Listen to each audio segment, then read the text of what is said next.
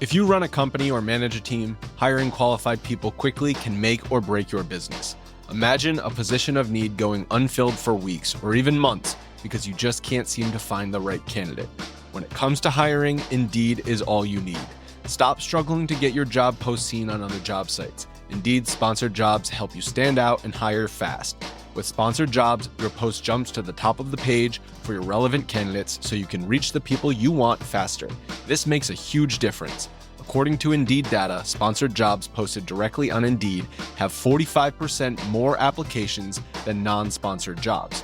Plus, there's no monthly subscriptions, no long-term contracts. You only pay for results on your job post. Just in the last minute that I've been talking to you, 23 hires were made on Indeed, according to Indeed data worldwide. Now that is fast. There's no need to wait any longer. Speed up your hiring right now with Indeed. Listeners will get a $75 sponsored job credit to get your jobs more visibility at Indeed.com/BWN. Go to Indeed.com/BWN right now to support this podcast. Indeed.com/BWN. Terms and conditions apply. What's up, guys? It's three-time NFL Pro Bowler, all-decade return specialist, Josh Cribbs. I want to welcome you to the Mac Sports Connection podcast, where Alex hosts all things Mac, all things football, all things sports, right here, Mac Sports Connection, baby. The Mid-American Conference best, bringing it only the greats, Mac, to everyone.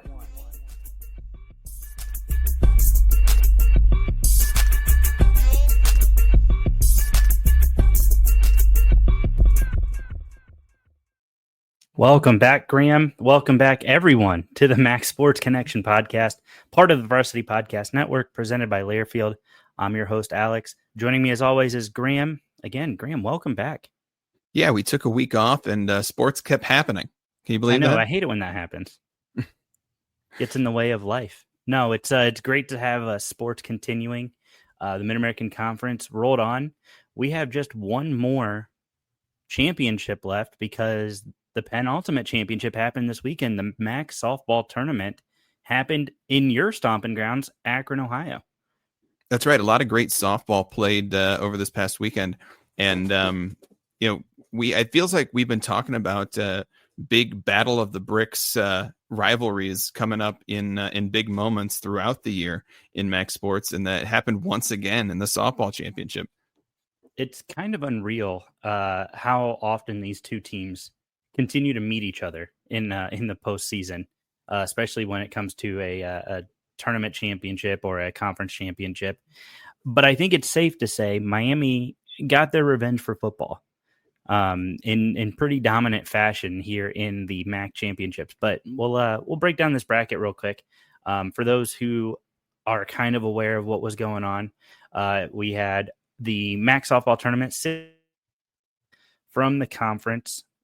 Went on to the tournament. So we had number 1 Miami, number 2 Ohio, number 3 Central Michigan, number 4 Ball State, number 5 Akron, and number 6 Northern Illinois all played in this tournament, and we ended up with a 1-2 matchup in the championship. And what a matchup it was. I mean, that's both these teams had a great tournament. Fought their way to the championship. The championship in softball is a best of 3, and they didn't need all 3. It's came with a 2-game sweep for the Red Hawks here, and frankly a great game. That's why don't I talk about game 1 here? You can talk a little bit about game 2. It's the Red Hawks jumped out to a 2-0 lead in the bottom of the first in game 1, and held on to it for the rest of the game. Aaron Pinter hit a home run following Jenan Golembuski's home run, which extended the Red Hawk lead 5-0 for the first home run to 6-0 with that second home run. Called that a Freudian slip. And remainder of the game, that's no runs scored. So the Red Hawks blank the Bobcats 6-0. and force that second game in a 3-game series. Yeah, and I think it was interesting, right? We saw earlier in the bracket, and I'll get to the second game here in a second. We saw early in the bracket, Ohio actually took down Miami in the semifinals, forcing Miami to go and beat up on Ball State. That they did. They shut Ball State out in what was officially game 9 of this tournament, beat them 8-0 on the 9th. And then on the 10th, like you said, back-to-back wins for the Redhawks. In game 2, this one very similar. Kind of felt like it was over after the Bobcats like went up on it, had a 2-1 lead, and then all of a sudden Miami flipped the script on them. Golumbewski, she took the lead back and said, we're not going home. We're not forcing another game. We're winning this thing now. She actually had a 2-run homer to make it a 3-2 ball game, scoring Carter. And then McKenna Campbell followed that up. I mean, Miami just did a lot of hitting in game 2. Yeah. To have an RBI single. Then Carter, once again, with another single. She scored Parks, who, by the way, Parks, that's Chloe Parks from Miami, ended up being tournament MVP. We'll get to her in a minute. And then Merritt, she brought 2 more players home to make this an 8-2 ball game. 6 Redhawks scored runs and 6 had hits. Chloe Parks, she, again, tournament MVP. She led the tournament in RBIs with 8, and Merritt had 7 runs over a 3-day period. And then Madeline Reeves, she was on the bump the entire day for that game, rather, and had 7 strikeouts, just 1 earned run, and 0 walks. Just what Miami, when we thought finally the softball dynasty might be taking a break, Miami finds themselves in their 5th straight NCAA tournament, their 4th straight MAC tournament championship. And really an incredible season and an incredible run for Miami, but also for Ohio as well. This is a great season for them, and fortunate that we talk about this every time when it comes to our MAC champions, that sometimes both teams in that championship deserve a spot in the going forward in the at large NCAA, and it just doesn't often happen. So happy that the Redhawks are moving on there. Did we want to talk a little bit about the all tournament team here? Yeah, we can run down that real quick. I do want to kind of, while you're looking at that, I did want to point out Ohio finished with 37 wins on the year, 18-8 in the Mid-American Conference. Just hats off to the Bobcats for a great season. Again, we joke Miami got their revenge for football this past fall, but I mean, it just tells you that Ohio and Miami both have built really great athletic programs when they're meeting each other in conference championships, not just in football, but in other sports, so just hats off to both programs in both schools for putting together really great athletic departments. Yeah. And really just a great season for MAC softball. Agreed. So talking about that great season of MAC softball, we do have a 2025 MAC softball all tournament team that includes Alexis Campbell from Akron, Maya Piercik from Ball State, Michaela Timmons also from Ball State, Kaylee O from Miami, Leah Chevrier from Miami, who by the way pitched a complete game in game 1 in the championship here. So shutout, of course, in that 6-0 victory for Miami. Chloe Parks, who we mentioned before, was the tournament MVP. Alana Powell from Northern Illinois, Brenna Farmer from Ohio, Emma Hoffner from Ohio, and Skip Miller from Ohio as well. So Miami and Ohio, as those two teams in the championship, very well represented on the all tournament team. My all-tournament name here is Skip Miller. That just sounds like a real ball player's name right there. So Skip Miller, you get my tournament MVP for name. Yeah, Skip Miller sounds like somebody who's going to be in the booth in the future. Like Skip Miller joining us in the booth as we talk about MAC softball is my thought there. Skip Miller has a career in broadcasting, completely unrelated. Her major is communications. No, but yeah, seriously, hats off to all of our tournament team players. Great tournament played there. Very few surprises. We had a couple things kind of get a little interesting there on day one. Northern Illinois, they actually pulled a win out over number 3 Central Michigan. But other than that, the rest of the tournament looked like it ran pretty chalk, with the top seed winning from there on out, with the exception of Game 3, Akron dominating Central Michigan in the first elimination game of the tournament. There we go. That's now the Miami's going to be Miami, right? I don't know why I got so lost here. Miami's going to be moving on to the Knoxville regional. The regionals for softball start this Friday. So Miami's going to be moving on to the Knoxville regional. Their first game is up against a regional host Tennessee. That's at 1:30 on Friday. That's going to be a tough game. Tennessee is ranked number 7 in the country. The other members of that regional are North Carolina and Ohio State. Certainly Ohio State is a winnable game for Miami, but this is a tough regional. It's Miami, UNC, obviously Tennessee, all great softball teams. So that first game against Tennessee might set the tone for this regional, and we'll see if Miami can hit the way they did against Ohio in the championship, and especially if they can pitch the way they did against Ohio in the championship. This might be a heck of a game, and we might see an underdog victory in game 1. Would absolutely love to see that underdog kind of pull out the win and move on to super regionals. That'd be huge for the MAC. Obviously, that'd be huge for Miami. But looking at this bracket a little bit more, and just something worth noting, Miami won their 6th consecutive regular season MAC title. Some might argue probably could have been 7 had they not had the COVID year.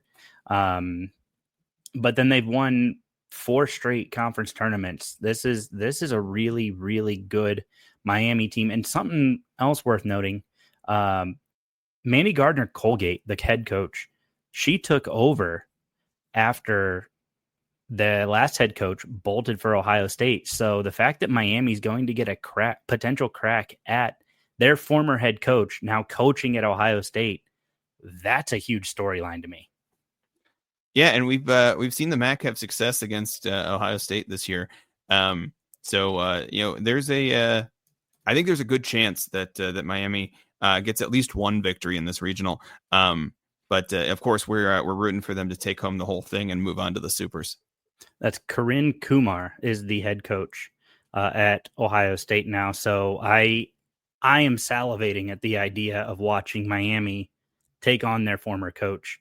And she was so successful at Miami too. So, she has a winning recipe. She understands the game. Good luck to everybody in the regionals, but let's go Redhawks. There we go. Good luck to the Redhawks. We mentioned, we mentioned Akron earlier. Yeah, right. That's where we're going next. Some not so great news from my backyard. Yikes. I don't know how this happens. I guess we kind of do, but we'll just kind of run down it. The Akron Zips football program, they are getting a postseason ban this upcoming football season. So just football, due to a low APR score. For those who don't know what an APR score is, it is an academic progress rate. The acceptable threshold is a 930. This essentially is a measuring stick for academic eligibility and graduation rates of varsity sports. A perfect score is 1,000. So you don't see a lot of 1,000s. 1,000, that's really, really good. But per the NCAA, you have to maintain a 4-year average of 930 to compete in championships. Thanks to our friends over at Hustle Belt, they actually have the numbers available on their Hustle Belt website. The last 2 seasons, Akron has fallen below the 930 rate, and they've only Joe Moorhead took over in the end of 2021. They were at 931 that year.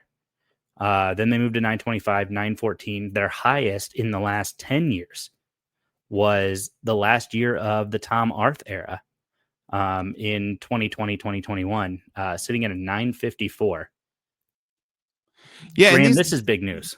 these numbers are super easy to find. That's if you look, and I don't know why we don't do this more often, but if you search for APR or academic progress rate on Google, it'll pull up the academic progress rate database on NCAA.org, which is where obviously the NCAA maintains this APR, and it's interesting the way this is calculated. I'm not sure folks know, but this is for every player on a given athletic team at a school.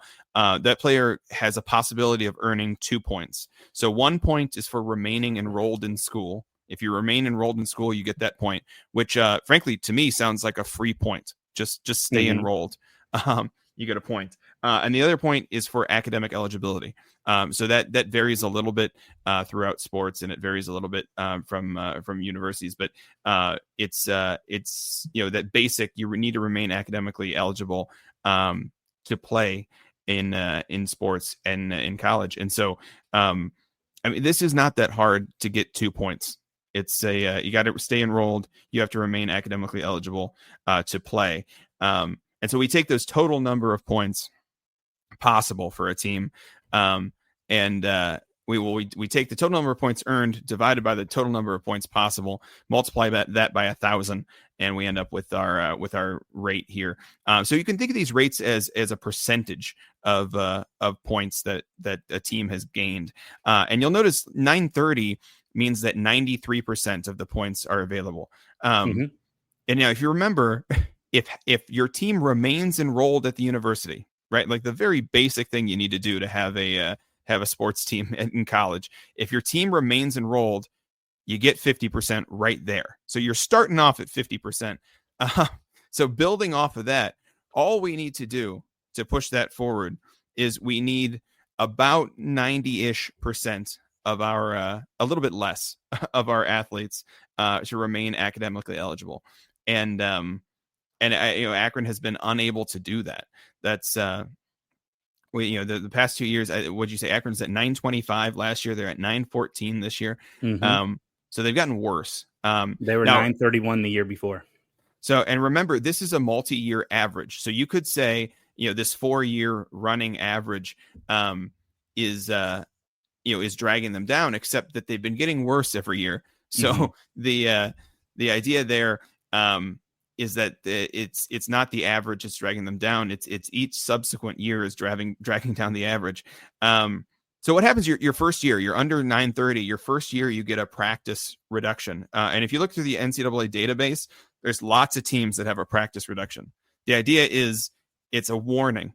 It's get your academics in order and use this added practice time to get your players some help in the classroom.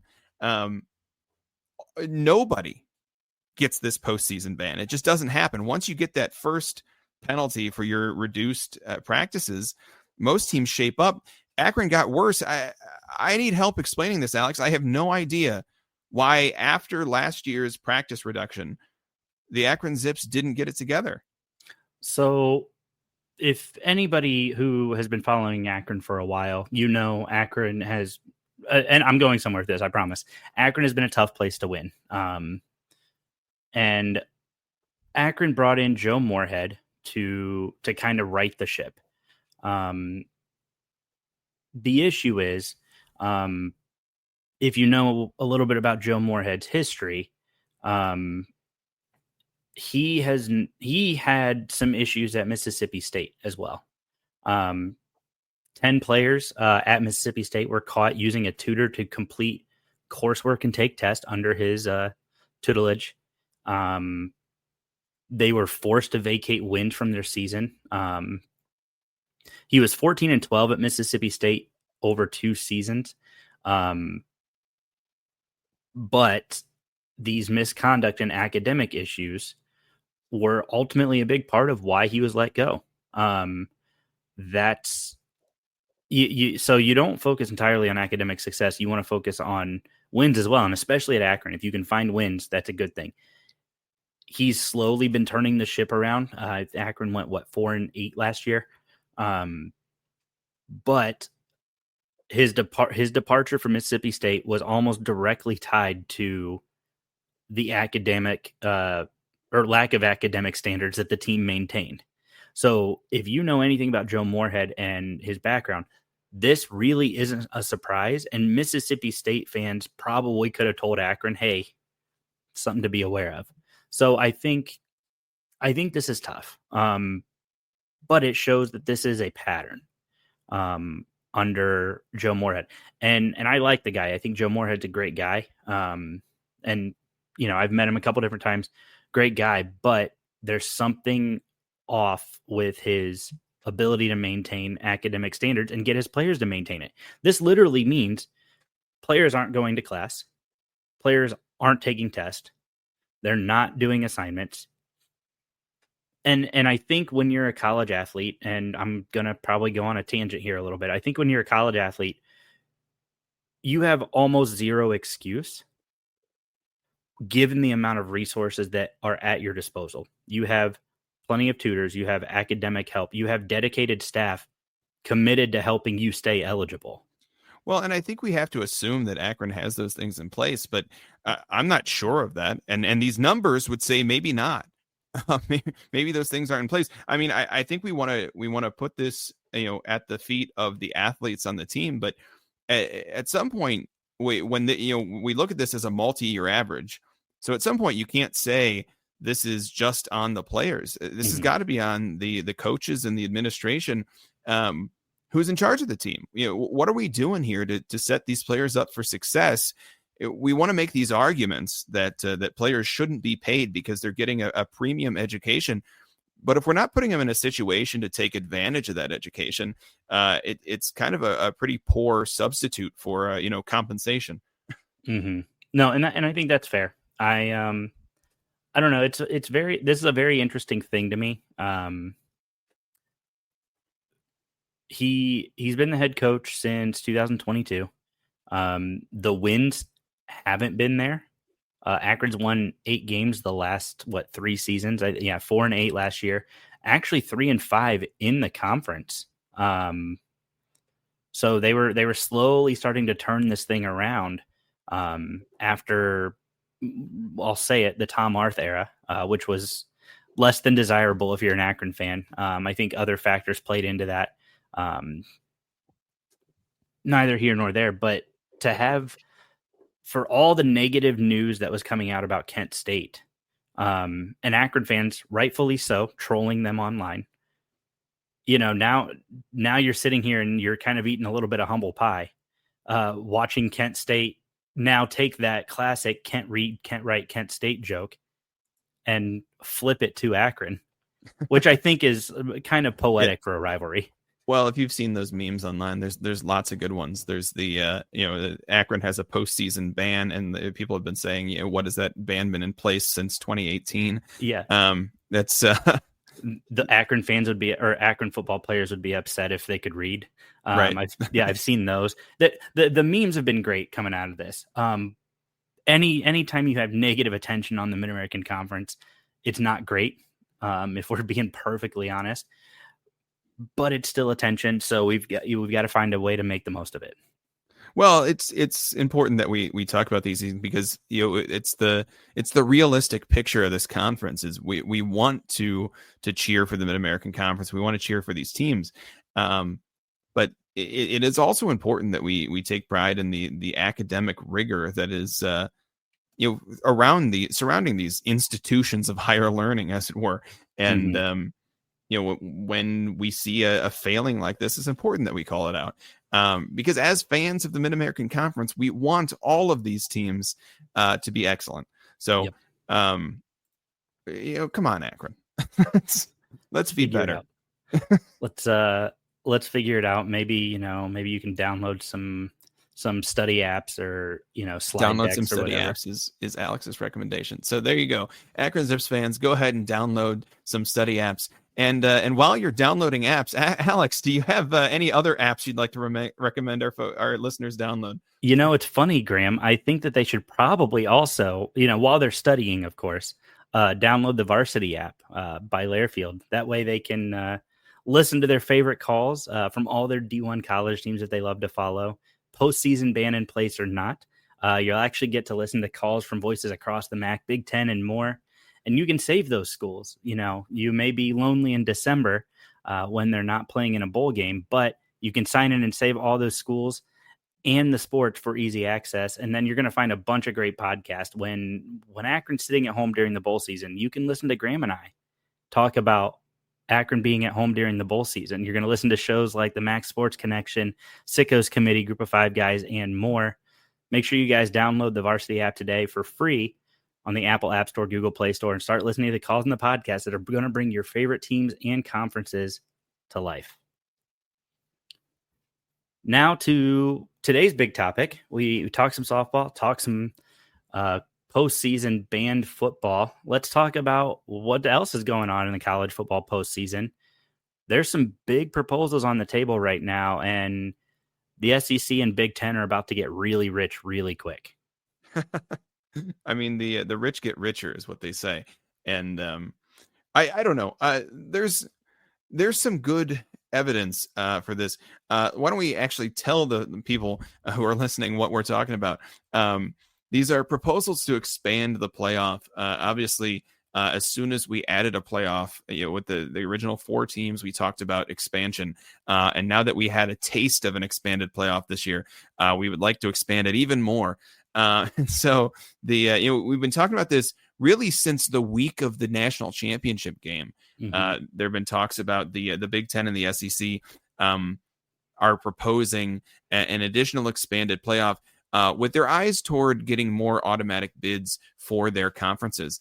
Now I think the strong argument here that folks are worried about is that this is going to kind of cheapen the value of the regular season and especially of conference championships. But Alex, why don't you run down what the proposed models are? So right now, the way we're kind of looking at it with a 14-team model, so both the SEC and the Big Ten would receive 4 automatic bids. The ACC and the Big 12 would both get 2 bids. So that brings us to 12. And then 1 spot would be reserved for the highest ranking group of 5. So MAC, Sun Belt, Mountain West, Conference USA, and AAC.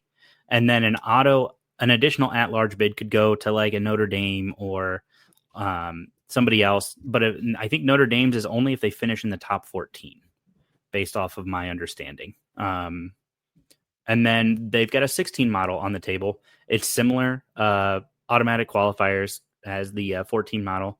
And then there would be a play-in system that might replace the conference championships. So we might see some additional games being played. And then SEC teams are going to be kind of forced into a 9-conference game slate with this new model. And that would line up well with the Big Ten with their 9-conference game slate. But I think this does really, really interesting things here. You're going to see a lot more Big Ten and SEC kind of high profile games, not in the playoffs, but even in the non-conference. I know that it says the top group of 5 is going to kind of keep that auto bid. You're forcing the other 2 Power 4 conferences into a similar kind of pigeonhole that you're forcing the group of 5 into. You're starting to slowly say, and I think with a little bit of merit, you're starting to slowly say, hey, ACC, hey, Big 12, you're not as good as us if you're the Big 10 and the SEC. And I think that's a valid argument against the Big 12 losing Texas and Oklahoma to the SEC. Well, I think my big question here isn't to do with the Big 10 or the SEC, because I think it's pretty clear that those are the 2 strongest conferences in college football. And I really, based on this past year, I think there's a pretty strong argument that the Big 12 and the ACC might not deserve to be considered power conferences, especially compared to the Big 10 and the SEC. But my question here is, this coming up year, it's not going to be an issue. But starting in 2026, what happens with the Pac-12? The Pac-12 is back in 2026. Where do they fit into this potential play? Are they going to fight for that at-large spot? I'm sure the Pac-12 isn't happy about that. Now, arguably, the revamped Pac-12 is not a power conference, but they certainly are walking around acting like it. Well, I think the revamped Pac-12 is trying to align itself to be the premier group of 6 now, I guess. Kind of conference, so they'd be the premier mid-major football conference, and that's why you saw the exile. The Mountain West is trying to keep pace with that. That's why you called up Northern Illinois to come join the conference. But I think that we're going to see kind of a power shift. The old Mountain West is the new Pac-12, just with a different logo. Right. I mean, well, plus Washington State and Oregon State. Right. So I think that's kind of why they're trying to position themselves that way, as hey, look, we're the best, so that they could, if they win that group of 5 bid or group of 6 bid pretty consistently, they can say, look, we deserve a little bit more of that pie. Give us an automatic bid for our conference champion, and then let the other group of 5 guys kind of fight it out for that last spot. Well, it is funny. We talk about, Notre Dame has been truly a Power 5 school without a Power 5 conference. Mm-hmm. And I think the fewer of those at-large bids you have, the harder it is to have an independent Notre Dame. And for folks who like the history of college football, those folks really like an independent Notre Dame. Now, whether or not that history holds up to further scrutiny, I'll leave that to you. There's some great podcasts out there that discuss the history of conference realignment. And I think when you go through that, you realize we should be a little bit less precious about what conference teams belong in and whether or not teams belong in conferences at all. At least that was my takeaway. Sure. But I do think, the fewer at-large spots you have, the more this becomes a question of, do you force Notre Dame to join a conference? And if you do, how do Notre Dame fans feel about that? I can tell you they will not be happy. Well, I can tell you even further. All of that money Notre Dame made in the playoffs is theirs. They don't share that with anybody. So I'm willing to bet they're not going to look to jump into a conference anytime. They were just in the national championship game. And every round that money, that money goes to the conference. Well, that money goes to Notre Dame. They receive the same share. And they get to keep all of it. The benefit of joining a conference is that it guarantees you at least some share of the postseason prize every year. Notre Dame has never had that problem. They've never had a problem with TV deals. They've never had a problem with making postseasons and getting a share of the postseason purse. This is a big athletic juggernaut, and it's hard to imagine that Notre Dame would see a benefit in joining a conference. Mm-hmm. Now, the interesting thing there that we're not going to talk about, because that's a whole nother can of worms, is the talking about the potential Super League. And I do think that maybe is the one thing that you could entice Notre Dame to join. But we're not going to talk about that. We're going to talk about actual proposals on the actual table. So we have a similar proposal for a 16-team model. Mm-hmm. And the difference there is just it's 2 additional at-large bids, right? Yeah, that's the only difference. And here's my thing on this. And I have spoke on this ad nauseum. People agree with the opinion. People disagree with the opinion.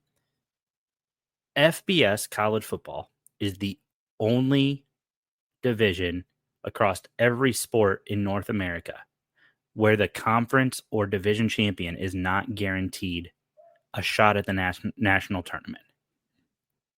Every other sport, we just talked about Miami winning the MAC tournament. They qualified for the NCAA tournament because they won the MAC. Akron won the MAC tournament. They qualified for the NCAA tournament. Mount Union, Division III Mount Union, won the Ohio Athletic Conference in football. Guess what? They're in the playoffs in Division III. The Division II, FCS. FCS has a 24-team model. And all of their conference champions are guaranteed a spot. And you're right. As we expand these playoffs larger and larger, the argument to keep out certain conference champions rings more and more hollow. Because that's the thing is when you argue about these other sports, you say, you know, Miami goes on to the softball regionals, and you know, we talk about, you know, teams in basketball from the MAC moving on to the NCAA tournament. The argument that cuts against that is the fact that those tournaments are so large. So many teams go to the regionals in baseball and softball. So many teams go to the tournaments in basketball that it doesn't ring as true, especially when you talk about, you know, the original college football playoff. You talk about 4 teams.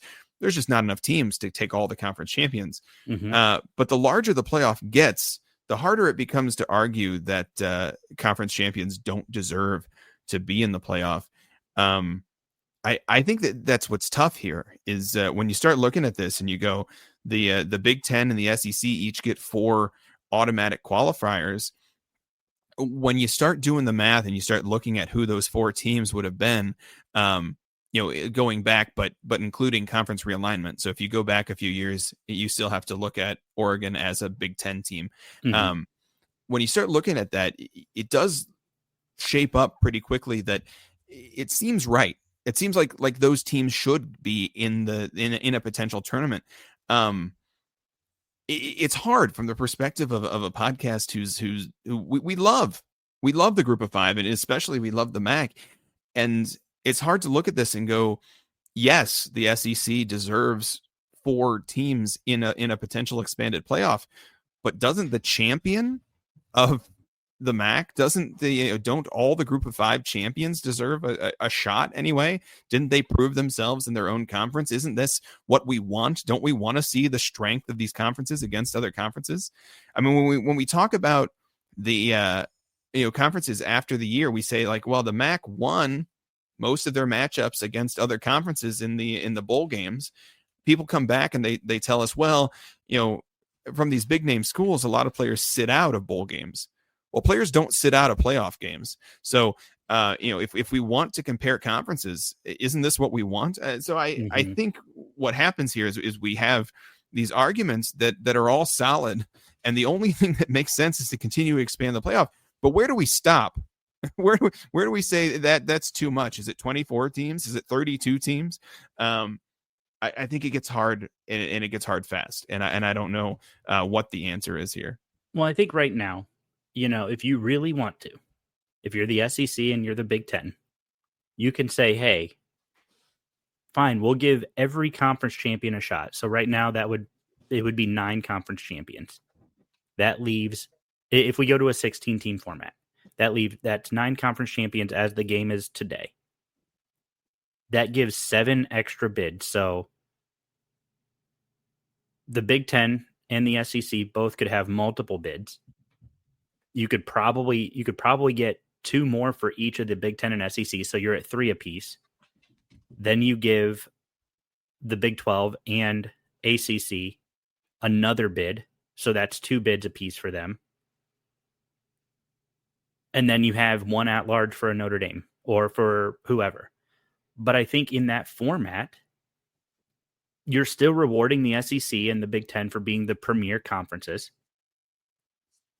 And then you're still giving the quote, the little guy, an opportunity that after proving themselves in conference play. But I think that would also do something else too, Graham. I think that would put such an emphasis on winning your conference. You know, that's because 4 bids to the SEC and the Big Ten, so half the field goes to them just for showing up. I mean, those conferences are huge, Alex. Don't forget, I mean, it's not just that all of the power teams are in those conferences, which they pretty much are, with the exception of 4 or 5 teams here and there scattered about other conferences and 1 independent. The power teams are in the Big Ten and the SEC. Those conferences are also huge. They just have more teams than everybody else. And I want to point out the SEC had 3 teams in this year, and they feel like they got slighted. The SEC felt like they got slighted in the college football playoffs when Missouri didn't get in or Ole Miss didn't get in. Tennessee got blown out in the first round on the road at Ohio State in a playoff game. So I think, you know, we could sit here. Ohio State, ultimately, we all know, went on to win the college football playoffs. The Big Ten had 4 teams in, and none of them were incredibly competitive except Ohio State and Penn State. So 2 teams below the top 2 teams in the Big Ten conference, purely off of standings, Oregon and Indiana. Indiana was a little bit competitive with Notre Dame. Notre Dame pulled away late. Penn State, I was not overly impressed with. They beat Boise State. Ohio State looked dominant after that loss to Michigan. But if we were talking the day after that Michigan game, do we really say, yeah, Ohio State deserves to be in? No. No. I don't know about that. That's the again, this is your argument here sounds like it's an argument against giving 4 automatic qualifiers, but it is an argument for 4 automatic qualifiers, because if we say after that Michigan game, Ohio State does not deserve to be in the tournament, they don't deserve to be in the playoff, because they didn't make their conference championship game, and they looked bad against Michigan. What ends up happening is the Ohio State Buckeyes, the eventual national champions, don't make the playoff. And if that's your argument, I mean, the Ohio State, like you said, during the playoff, they absolutely were the best team in the country. They showed it over and over again. So if your argument is that because Ohio State looked bad one weekend on the year, and really, I mean, you're right, they had 2 losses. They looked bad one weekend on the year against Michigan. They looked great against Oregon. Even in that loss, they looked great. This is it's hard for me to understand the argument any other way than the Big Ten deserves 4 automatic qualifiers, because it would give a chance to a team like Ohio State. So I don't hear that. I don't hear that argument as being against 4 qualifiers from the Big Ten or from the SEC. And again, I don't think that's the case, that the Big Ten and the SEC doesn't deserve 4 teams in. They probably do in an expanded playoff, but at the same time, we do want those group of 5 teams to have a shot. As much as I hate it, because I love conference championships. What I've heard, the rumblings are, instead of conference championships, what if we had play-ins? Mm-hmm. What if we pitted teams from disparate conferences against each other during that championship weekend, with a spot in the playoff on the line? I think that's a great way to go.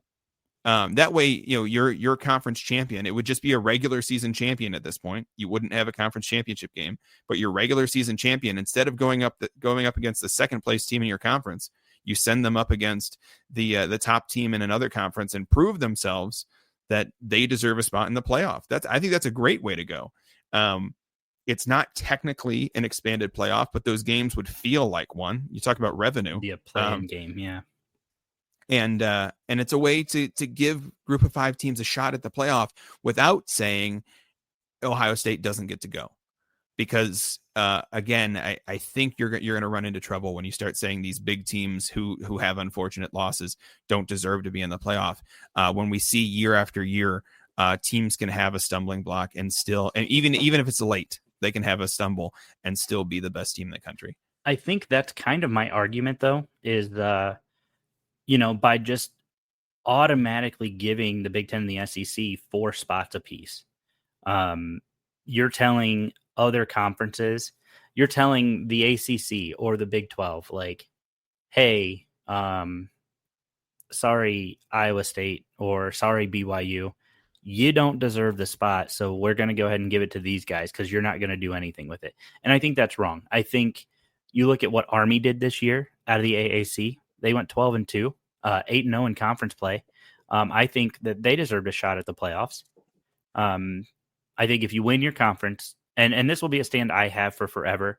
I've had arguments with people over who deserves it, who doesn't. People have said, look, Boise State was overmatched. Boise State was in that game until late. That wasn't, that was a defensive slog. Right. But Boise State absolutely deserved to be in the playoff this past year. That's yes. 100% true. But I'm not sure that argument holds true for Army. And that's the thing, is without these, big name games against out of conference opponents, it's hard to tell who deserves to be in the playoff. I think a play-in system solves that. I'm not hearing a strong argument that these the fourth best team in the Big Ten doesn't deserve a spot in the playoff, or the fourth best team in the SEC doesn't deserve a spot in the playoff. I mean, I don't think the fourth best team in the SEC deserves a spot in the playoff. Look at how poorly the SEC did in the playoffs this year. Your best team was Texas, and they lost by 2 scores to Ohio State in the semifinals. But the third best team in the Big Ten won the national championship, Alex.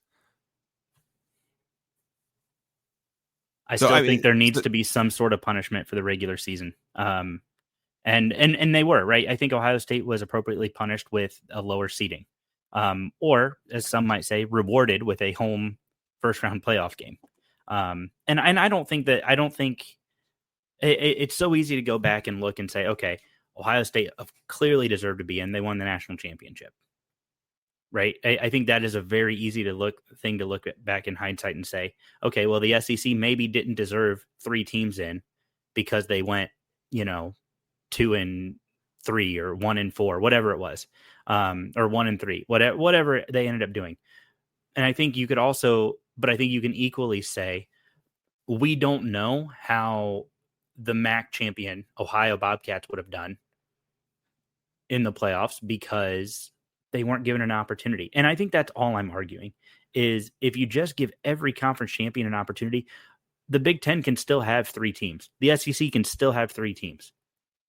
But the further away you get from the championship team, I think, and again, this year, proven wrong, the further away you get from the regular season champion or even the conference championship game champion, the more watered down it becomes, and it's less about finding a true champion, and it's purely about ratings, which I get. That's all these networks want. They want as much money as possible. But then I think it's less about finding a champion. And I'm a little bit playing devil's advocate here because I do agree that conference champions should have the opportunity to play for a national championship if they earn it. But I think looking back, if your goal is to find the best team in the country, I'm not sure any national championship game hasn't done that. Even in the BCS era, I don't see a game that didn't have 2 deserving teams in it. Obviously there have been years of controversies. Obviously, there have been undefeated teams who haven't had a shot at the national championship, and that's a controversy in and of itself. But it's hard to argue that any team who has won a national championship, since I've been following college football, hasn't deserved that title of national champion. I think that's fair. So I suppose if your argument is, did every team have a shot at a national championship in every year? The answer would be obviously no. But if the goal of the national championship game is to find the team who most deserves to call themselves national champion, I think it's done a pretty good job of getting there. I am hesitant to say the best team in the country because we know anything can happen on any given Sunday, as it were. But at least it was the best team on that particular day, a team who deserves to call themselves a national champion. So, yeah, I don't hear the argument for it cheapens the national championship by not allowing these conference champions to play. I do think it cheapens the sport of college football as a whole. If you don't give group of 5 champions an opportunity to play for a national championship, especially in an expanded playoff, you're saying that we don't really care about those other conferences. And whether or not that's the truth, the answer is if we don't care about those conferences, then college football is dead. And long live the Super League of the big SEC or whatever you want to call it. That's SEC North and South. That's right. So I think, frankly, this is a spot where you got to say the playoffs need to expand, and whether that's a true playoff expansion even further than the suggested 16 teams, or whether that's a kind of pseudo expansion through play-in games, there needs to be further opportunities for teams to play against other conferences at the national scale. I still think, and I proposed this last year, as we're going to continue to move further away, and we're going to continue to see a divide into the Super League of the SEC and Big Ten you've talked about. I've proposed a promotion relegation system. We're not getting into it today. Don't worry, guys. That's something we can definitely talk about and kind of flesh out down the road. But I think there's some viability with that if done correctly.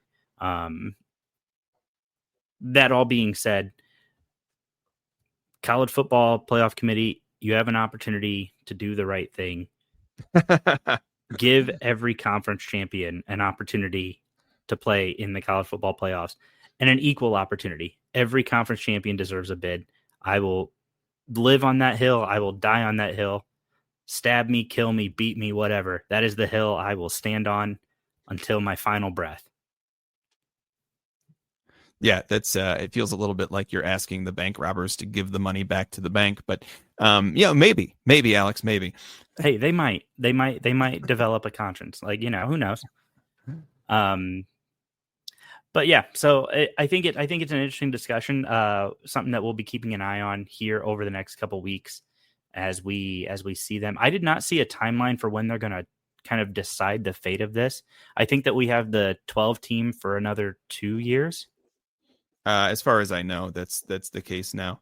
But I think the timeline for getting a new playoff through is 12 months. So without a unanimous vote. So in theory, they could vote now and change the playoff structure before 2026. I think that's unlikely, but it's possible. We could see a new playoff structure in 2026. Well, guys, let us know what you think. Plenty of opportunities on the table for the college football playoffs for teams. I think if you're a fan of a group of 5 school, you're rightfully frustrated. I think really all the champs deserve a shot, but throw us a bone. Give us a couple champs, but neither here nor there. Thank you guys so much for tuning in. We appreciate it. We love and appreciate all the support. We surpassed 4,000 followers on X. So shout out to you guys for making dreams come true. We are truly 4K. That's high quality right there. So thank you guys for the love and support on X, and for listening to some of our musings and rants about favorite uniforms and things like that. We appreciate it. We're starting to hit that kind of gear up for college football season, as we mentioned. So we'll be breaking down teams this upcoming summer.